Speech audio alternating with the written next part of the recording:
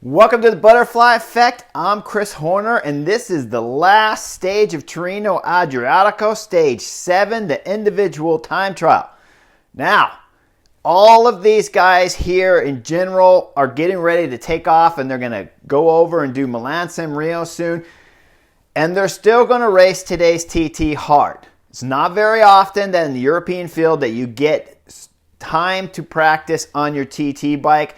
This gives that real life effect, so you know how to prepare in the morning, you get yourself ready, then you climb on the TT bike, you warm up, you get up to the podium there, and you get ready to launch down the ramp, and that starts your day. This is a good training exercise for all of the GC guys and big time trialists for future races. You take a rider like Tadej Pogacar, he's coming into today's stage with a massive lead already over Wout Van Aert, but he's still got something to prove. It's not to win Tirreno-Adriatico, but it is to get that practice time and show guys that he means business.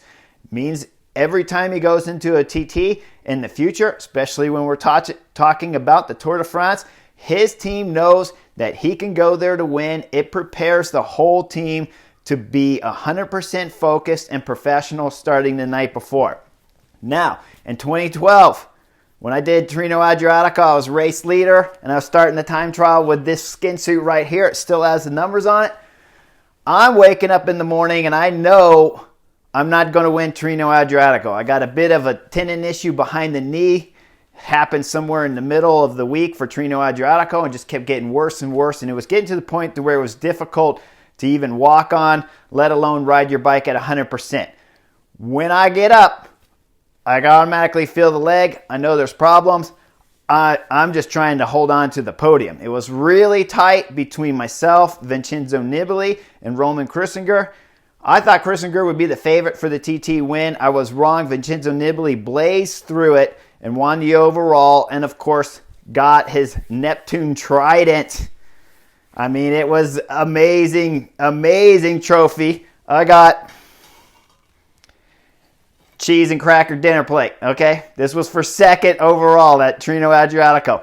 I noticed today, and I was watching to see if they changed second and third's trophy. They did. It's a much nicer trophy than a cheese and cracker dinner plate. I'm still upset about this, and I laugh about it every time I see it hanging around the house. I break it out. So, a lot of hard work for some cheese and crackers. But these other guys, when you see them in today's stage, they're all going hard. Egan Bernal, I want to point out, he went really hard in today's race and did not do a very good time trial. He was outside the top 30. That's not going to bode well for when you look at going in to start the Giro.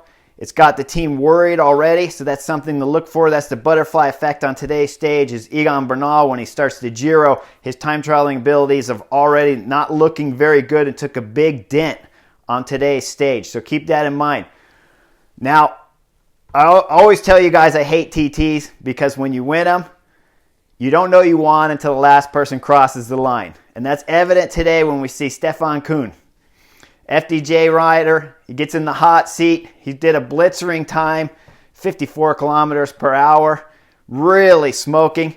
The world champion, time trial champion, Filippo Ganna is out on the course and he's blazing the course, but he's not going faster than Stefan.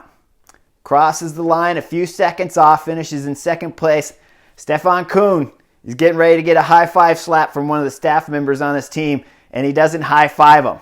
That was right there as a sign why you know you don't like time trials.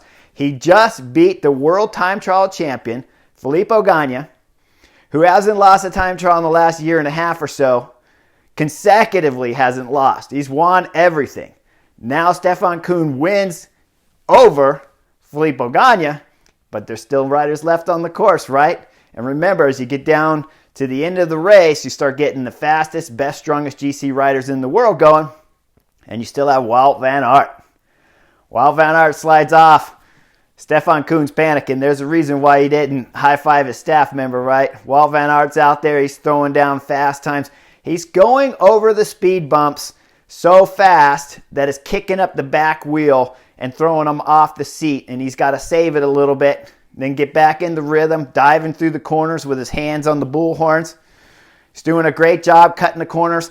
There's one corner specifically where you can compare where Filippo Ganna cuts the corner a little bit before the apex, and then you'll see the next picture with Wout Van Aert cutting it just a little bit in a better condition to make the turn, to make it more inside, and then set up for the next left turn.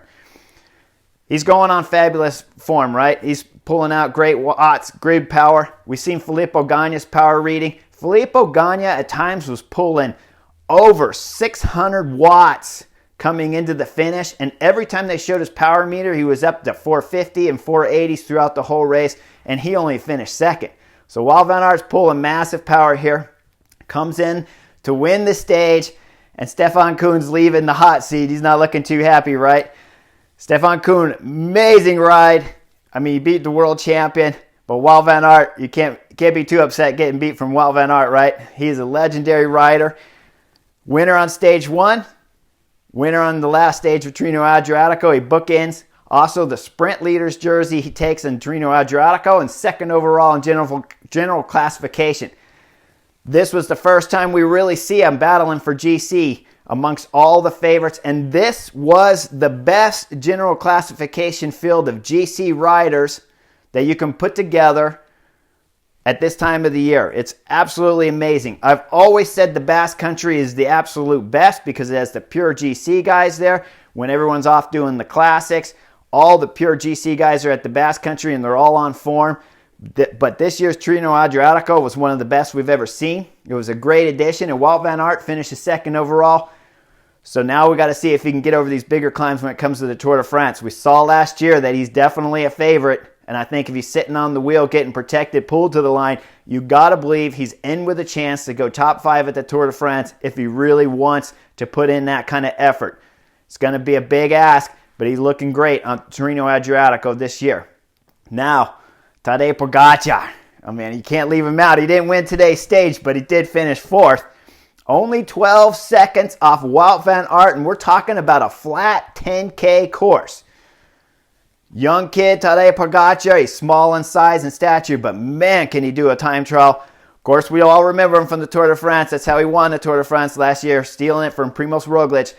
But again, today's race, winning the overall general classification, 4th on the stage, only 12 seconds off Wout Van Aert on a flat course that shouldn't be good for him. He still shows that he's good. His team will be 100% focused. You know they're going to be behind him at every race he does. When at the finish of today's stage, you see Mario Gianetti, the manager of the team there.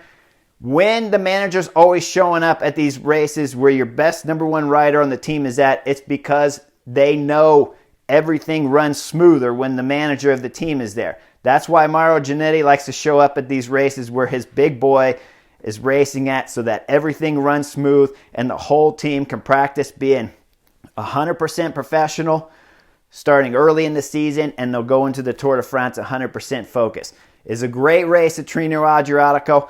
I loved every stage of it. Certainly it was the one to watch. Paris-Nice was exciting at times for certain, but the quality of the field here just cannot be denied.